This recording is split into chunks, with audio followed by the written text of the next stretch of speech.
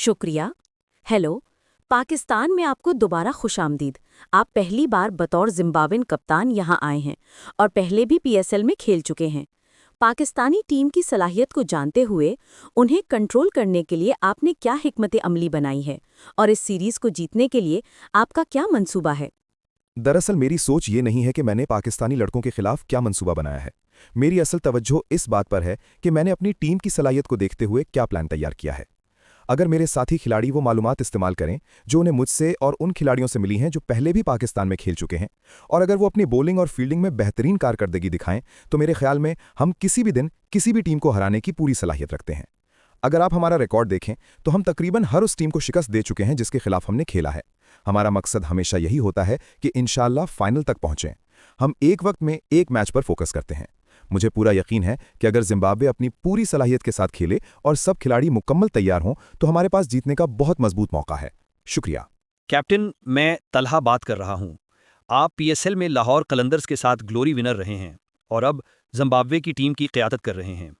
क्या शाहीन शाह अफरीदी की कप्तानी में रहकर आपने कोई ऐसी बात या सबक सीखा है जो इस ट्राई नेशन सीरीज में आपकी मदद कर सके? देखें, हकीकत यह है कि जहाँ तक मेरी, शाहीन की या फिर दासन और चरित की वफादारी का ताल्लुक है, जब हम अपनी कौमी टीमों की नुमाइंदगी कर रहे होते हैं तो हम एक दूसरे के सामने कभी भी मुखालिफ टीम के बारे में बात नहीं करते। शाहीन की वफादारी पाकिस्तान के साथ है और मेरी वफादारी जिम्बाब्वे के साथ। हम ना कंडीशंस पे बात करते हैं, ना खिलाड़ियों की कमज़ोरियों या ताकत पर। जब कभी हमें वक्त मिलता है, जो कि बहुत कम होता है, तो हम क्रिकेट की बात नहीं करते, हम ज़िंदगी की बातें करते हैं। क्रिकेट वैसे ही हमारी ज़िंदगी का बहुत बड़ा हिस्सा ले लेती है। तो जब हम कहीं मिल भी जाएं, जो बहुत कम होता है, तो बात सिर्फ ज़िंदगी, गपशप और चाय तक महदूद रहती है। दयानतदारी से कहूँ, हम मुखालिफ टीमों पर कभी गुफ्तगू नहीं करते। सिकंदर, जिम्बाब्वे काफी अरसे से क्रिकेट खेल रहा है और उसने कई अच्छे नाम पैदा किए हैं। कुछ मशहूर खिलाड़ी भी सामने आए हैं, लेकिन वो तवील अरसे से टॉप सतह तक नहीं पहुंच सके। तो क्या हम इस सीरीज में किसी अपसेट की तवक्को रख सकते हैं, या फिर जिम्बाब्वे के टॉप पर ना पहुंचने की क्या रुकावट है? सर, अगर आप जिम्बाब्वे की तारीख देखें तो बगैर किसी बेअदबी के मैं कभी नहीं सोचता कि हम टॉप पर पहुंचे हैं। मैं समझता हूं कि मौजूदा खिलाड़ियों के ग्रुप का जायजा हमारी तारीख की रोशनी में बहुत सख्ती से लिया जाता है। ये नौजवान खिलाड़ियों का ग्रुप ऑस्ट्रेलिया गया और पहली बार वहां कामयाबी हासिल की, लेकिन मुझे नहीं लगता कि सहाफ़ी या सीनियर जर्नलिस्ट इसकी बात करते हैं। हमेशा बात हमारी तारीख के बारे में होती है। मैं तो जानना चाहूंगा कि हमारे पिछले खिलाड़ियों ने कितने मैचेस और सीरीज जीते। मुझे लगता है कि मौजूदा खिलाड़ियों के साथ थोड़ी ज्यादा बेअदबी की जाती है, जो दुरुस्त नहीं है। हम ऑस्ट्रेलिया गए और उन्हें हराया। हम वर्ल्ड कप गए और 2020 में अच्छा खेल दिखाया। पिछले साल तमाम एशियाई टीमें जब जिम्बाब्वे आईं T20 के लिए, हमने उन्हें शिकस्त दी। मसला यह है कि जिम्बाब्वे के पास खिलाड़ियों का बहुत छोटा पूल है। मुझे मालूम है कि आप लोग शायद इसको समझना मुश्किल समझेंगे, लेकिन हमें पता है कि इन खिलाड़ियों के लिए चीज़ें करना कितना मुश्किल है और हमारे लिए बड़े पूल के खिलाड़ियों का होना भी कितना चैलेंज है। लेकिन इंतज़ामिया ने कुछ इकदामात किए हैं जिससे हमारा खिलाड़ियों का पूल अब बढ़ने लगा है।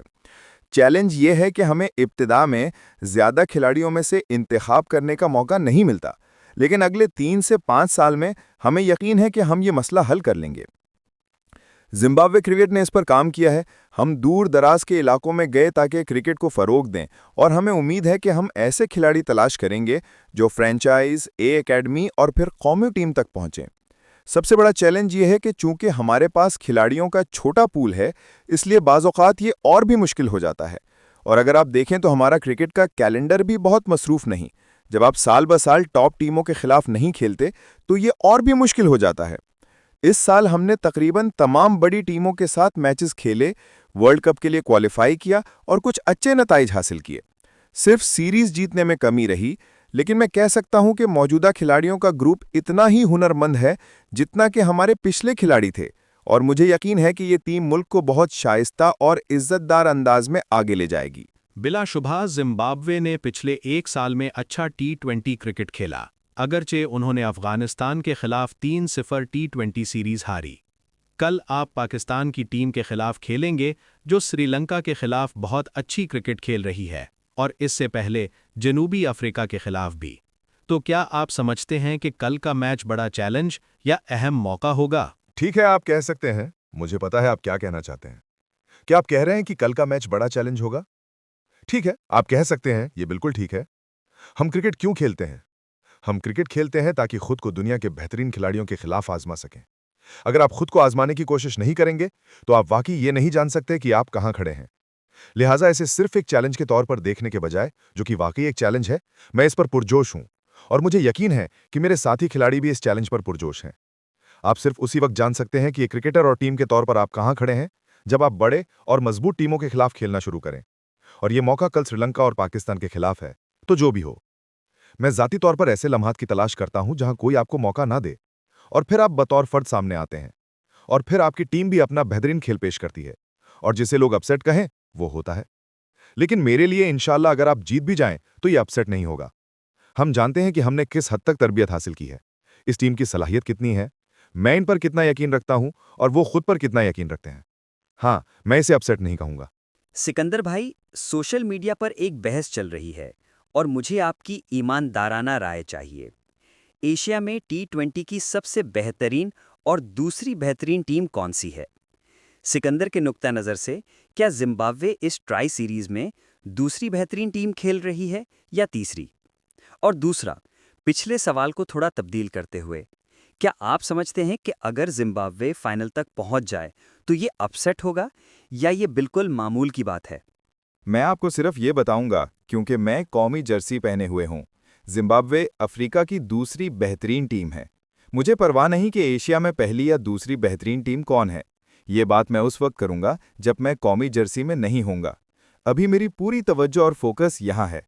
ये एक जिम्बाब्वे के कप्तान के लिए प्रेस कॉन्फ्रेंस है और हर वो सवाल जिसका जवाब मुझे देना चाहिए वो जिम्बाब्वे के बारे में है। ज़ाती तौर पर मुझे कोई फर्क नहीं पड़ता कि कौन पहली, दूसरी, तीसरी या 10वीं टीम है। हम अफ्रीका की दूसरी बेहतरीन टीम हैं और उम्मीद है कि हम इस बुनियाद पर तरक्की करेंगे और अफ्रीका की बेहतरीन टीम यानी जनूबी अफ्रीका को हर मौके पर चैलेंज करने की कोशिश करेंगे। शायद ये आपके लिए अपसेट लगे क्योंकि मैं समझ सकता हूं कि आप लोग हमें फाइनल तक पहुंचने का ज़्यादा मौका नहीं दे रहे, लेकिन मेरे लिए ये अपसेट नहीं होगा। इंशाल्लाह हम वहां पहुंचेंगे। अस्सलामुअलैकुम सिकंदर। वालेकुम अस्सलाम। आप इस सीरीज में किस टीम को सबसे मुश्किल हरीफ समझते हैं? मेरा ख्याल है कि पाकिस्तान हमेशा एक बहुत मजबूत और मुश्किल टीम रही है जिसके खिलाफ खेलना आसान नहीं होता। यकीनन जब मुखालिफ टीमें किसी ट्राई सीरीज़ या क्वाड्रेंगुलर में जिम्बाब्वे के खिलाफ खेलती हैं तो वो भी कहेंगी कि जिम्बाब्वे अपनी ही कंडीशंस में सख्त हरीफ है, और बिल्कुल सही, क्योंकि हमने ये दिखा भी दिया है। तो मेरे ख्याल में अगर मुझे 3 टीमों में से एक मुंतखब करना हो तो पाकिस्तान, ख़ास तौर पर पाकिस्तान में खेलते हुए, सबसे मुश्किल टीम होगी। और अगर आप श्रीलंका में हो तो श्रीलंका सबसे मुश्किल टीम होगी क्योंकि उनका होम रिकॉर्ड बहुत शानदार है। लिहाजा आपके सवाल का जवाब यह है कि पाकिस्तान हमारे तीनों टीमों में सबसे सख्त हरीफ है। बहुत बहुत शुक्रिया। शुक्रिया।